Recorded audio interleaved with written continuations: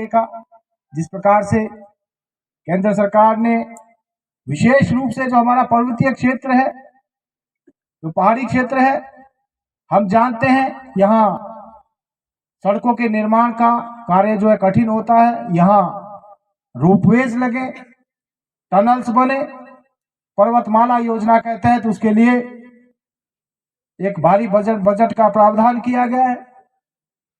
हमारे देश में नेशनल हाईवेज बने, अच्छी सड़कें बने, और ये लक्ष्य रखा गया है कि लगभग 25,000 किलोमीटर नई सड़कों का निर्माण इस वर्ष के दौरान हो। उसके लिए बजट का प्रावधान किया गया। देश के लोगों को स्वच्छ जल मिल सके, हर घर में नल हो, नल में पीने के लिए पानी मिले, उसके लिए लगभग 60,000 करोड़ रुपए का प्रावधान इस बार के बजट में रखा गया है। जो हमारे लोग आवासहीन है उनके लिए प्रधानमंत्री आवास योजना 2015 में जिसकी शुरुआत की गई थी, इस वर्ष लगभग 80 लाख लोगों के लिए मकान बनाने का लक्ष्य, जिस पर करीब 48,000 करोड़ रुपया खर्च किया जाएगा, इस बार के बजट में प्रावधान रखा गया। और पहाड़ी क्षेत्रों में जो कृषि उपज है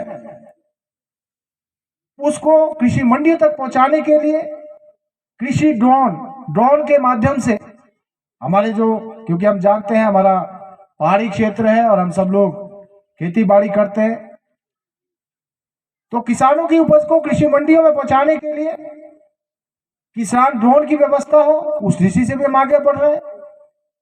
मेक इन इंडिया के तहत ये प्रयास किया जा रहा है कि ज्यादा से ज्यादा जो भी हमारे सेना की आवश्यकता है उसका 68% जो हम अपने देश में ही निर्माण करें, उसके ऊपर भी बल दिया जा रहा है। और शिक्षा क्षेत्र में भी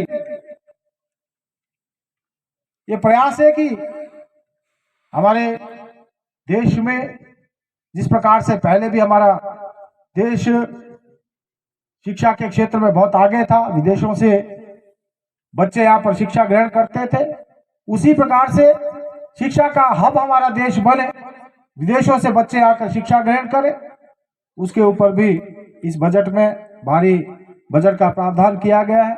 बहुत सारे ऐसे क्षेत्र हैं।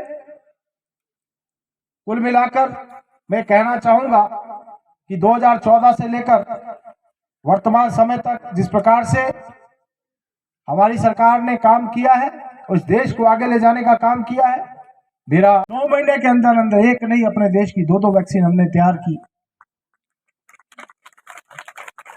और 135 करोड़ लोगों का देश, उसमें हमने वैक्सीनेशन लगभग फर्स्ट डोज 150 करोड़ लोगों को, 150 करोड़ लोगों को फर्स्ट डोज देने का काम किया है। और दूसरा डोज भी हम बहुत शीघ्र उसको भी पूर्ण कर रहे हैं। और हमने इस बात को अनुभव किया कि जहां पहले दशकों बाद वैक्सीन आती थी, हमारे देश ने 2 वैक्सीन तैयार करके हम अपने लोगों को वैक्सीन देने में कामयाब हुआ, विदेशों को भी वैक्सीन देने का काम हमने किया। और जब कोरोना की तीसरी लहर आई, हमने देखा कि बहुत ज्यादा इफेक्ट कोविड के कारण हमारे लोगों को नहीं हुआ। और इसका सबसे बड़ा कारण यह था कि हमने अपने देश की बनी वैक्सीन देश के लोगों, ज्यादातर लोगों को देने का काम किया, और नतीजा यह रहा कि हम कोविड की लड़ाई में अपने आप को बचाने में कामयाब।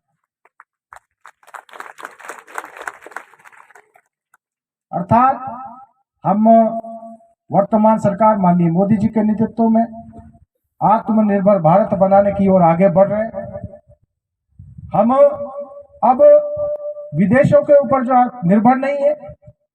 मोदी जी ने जिस प्रकार से, चाहे स्किल इंडिया की बात करें या मेक इन इंडिया की बात करें, आज मेक इन इंडिया के तहत ज्यादातर वस्तुएं हमारे देश में उनका निर्माण किया जा रहा है।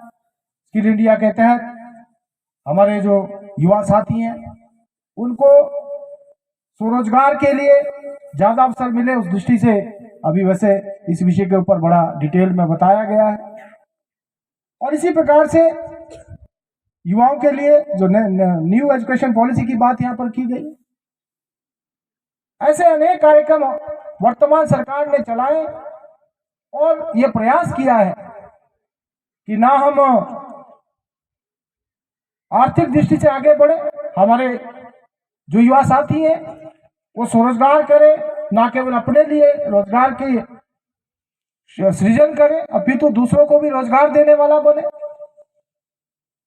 शिक्षा की दृष्टि से भी हमारा युवा साथी सुशिक्षित हो और इस प्रकार की शिक्षा युवाओं को मिले जिससे कि राष्ट्रवाद और मजबूत हो, राष्ट्रवाद की जड़ें और मजबूत हो।